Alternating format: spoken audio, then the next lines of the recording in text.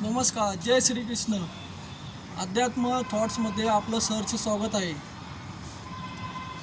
आपल्याला आध्यात्मिक यात्रा, आध्यात्मिक भक्ती ही कशी केली पाहिजे, केव्हा केली पाहिजे, त्याबद्दल एक महत्त्वपूर्ण सुविचार आहे. सुविचार म्हणण्यापेक्षा एक रिअल फॅक्ट आहे. ज्या वेळेस बालपण असतं तेव्हा ताकद असती, पैसाही असतो, पण वेळ नसतो.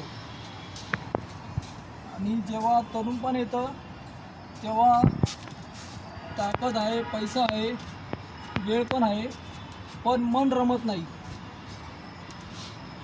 आणि जेव्हा म्हातारपण येतं तेव्हा पैसा आहे, वेळ आहे, पण ताकद नसते.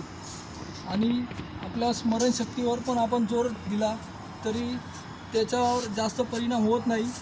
म्हणून जेव्हा आपण जे आयुष्य आहे आपलं तरुणपण, त्याच वेळेस आपण जर भक्ती केली, अगदी बालपणापासून जरी सुरुवात केली आपण, बेसिक सुरुवात, तर आणि तरुणपणामध्ये जेव्हा आपण त्या भक्तीच्या फर्स्ट स्टेजला जातो, सेकंड स्टेजला जातो, थर्ड स्टेजला आपण ज्या वेळेस म्हातारपण येते तेव्हा आपण त्या भक्तीचा उपयोग आपल्या म्हातारपण सुखात जाण्यासाठी आणि भगवंताचे नामस्मरण केले तर आपली ताकदही टिकून राहते, वेळ टिकून राहतो, पैसाही टिकून राहतो आपल्याकडे भगवंताच्या आशीर्वादाने.